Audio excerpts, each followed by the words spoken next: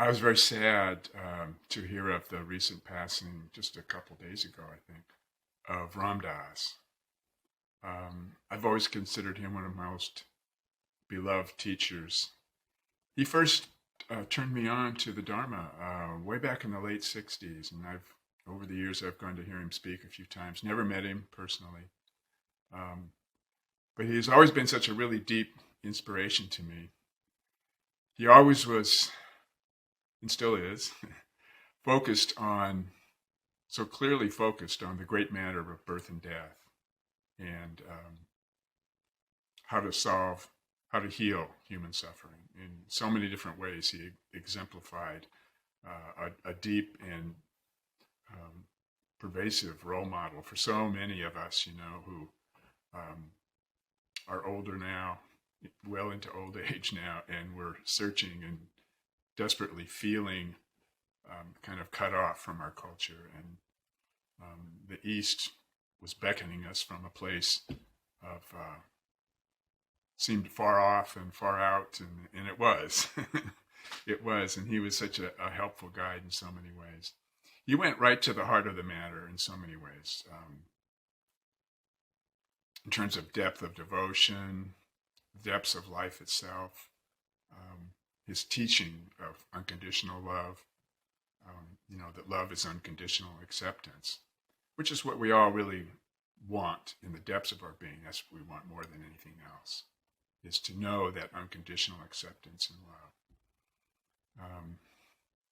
So many ways. I mean, he taught through his service, selfless service, through his willingness to expose his own impurities, personal impurities, through his deep devotional and wisdom teachings for over 50 years. I remember Gandhi said that even in our deepest suffering, in our pervasive dread of the fear, pervasive dread of our death, that we are loved. And that unconditional acceptance is always here and now. Where else could it be? So Ram Dass was very skillful in using the teachings of his guru, Neem Karoli Baba, who they called Maharaji, to allow that identity shift from the separate self to this, what he called the soul self, or God, or infinite consciousness. And that is how we become love. That's what he taught. In the depths of our being, that's how we recognize our shared being, which is what love actually is. It's the recognition of the nature of our shared being.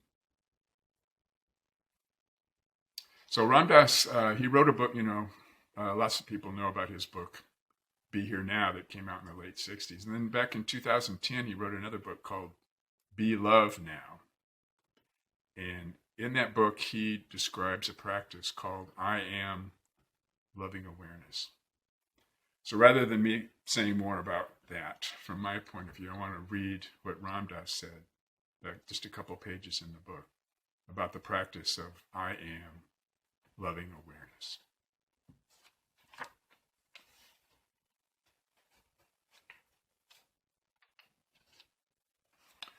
I have a practice in which I say to myself, I am loving awareness.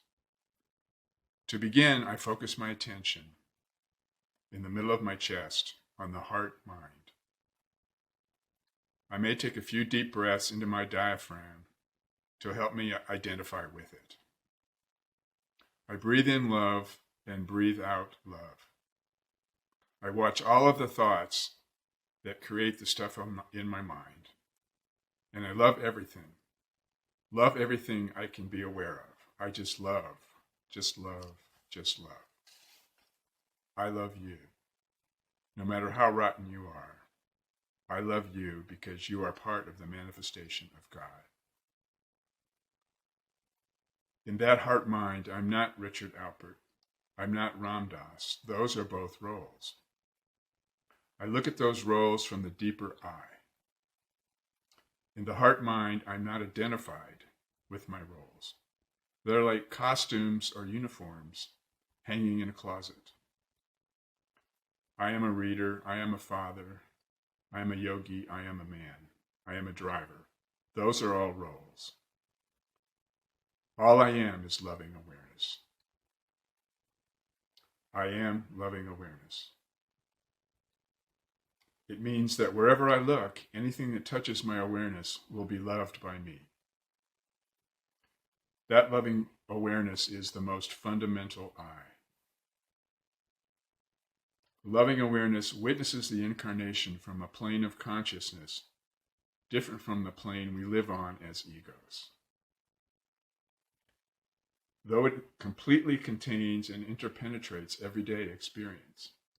When I wake up in the morning, I'm aware of the air, the fan on my ceiling. I've got to love them. I am loving awareness. But if I'm an ego, I'm judging everything as it relates to my world, my own survival. The air might give me a cold that will turn into pneumonia. I'm always afraid of something in the world that I have to defend myself against. If I'm identified with my ego, the ego is frightened silly because the ego knows that it's going to end at death. But if I merge with love, there's nothing to be afraid of. Love neutralizes fear. Awareness and love, loving awareness is the soul. This practice of I am loving awareness turns you inward toward the soul. If you dive deep enough into your soul, you will come to God. In Greek, it's called agape, God love. Martin Luther King said about this agape, this higher love, it's an overflowing love, which is purely spontaneous, unmotivated, groundless, and creative. The love of God operating in the human heart. It's the love Maharaji spreads around, the unconditional love. He loves you just because.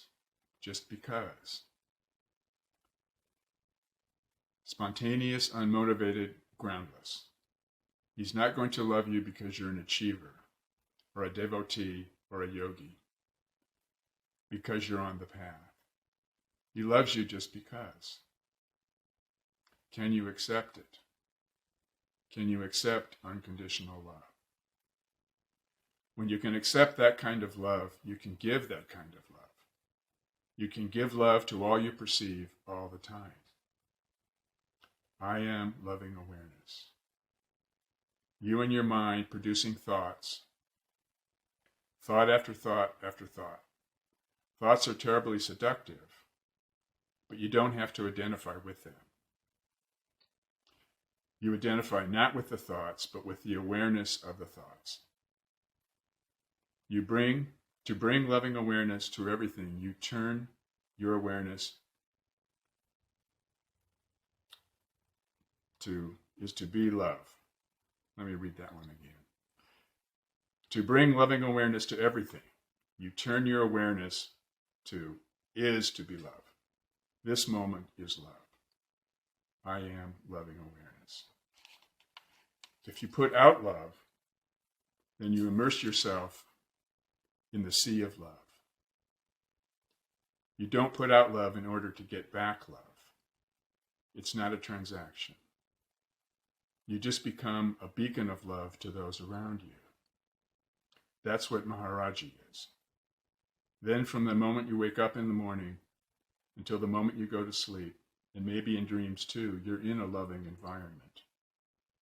Try using I am loving awareness to become aware of your thought forms and to practice not identifying with them. Then you can identify with your soul, not your fears and anxieties. Once you identify with your spiritual being, you can't help but be love. It's simple. I start with the fact that I'm aware. Then I love everything. But that's all in the mind. That's a thought, and loving awareness is not a thought. Or if it's a thought, it's pointing to a place that's not a thought. It's pointing to it at a state of being the way the concept of emptiness is pointing at emptiness, which is really fullness. Souls love, that's what souls do. Egos don't, but souls do. Become a soul, look around, and you'll be amazed. All the beings around you are souls. Be one, see one. When many people have this heart connection, then we will know that we are all one. We human beings all over the planet. We will be one love. And don't leave out the animals and trees and clouds and galaxies. It's all one. It's one energy. It comes through in individual ways, but it's one energy. You can call it energy or you can call it love. I like to look at a tree and see that it's love. Don't you? So he ends this with part of writing of the third patriarch of Zen, Senchan. Deny the reality of things and you miss their reality. Assert the emptiness of things and you miss their reality. The more you talk and think about it, the further you wander from the truth. So cease attachment to talking and thinking, and there is nothing you will not be able to know. To return to the root is to find the essence, but to pursue appearances or enlightenment is to miss the source. To awaken even for a moment is to go beyond appearances and emptiness.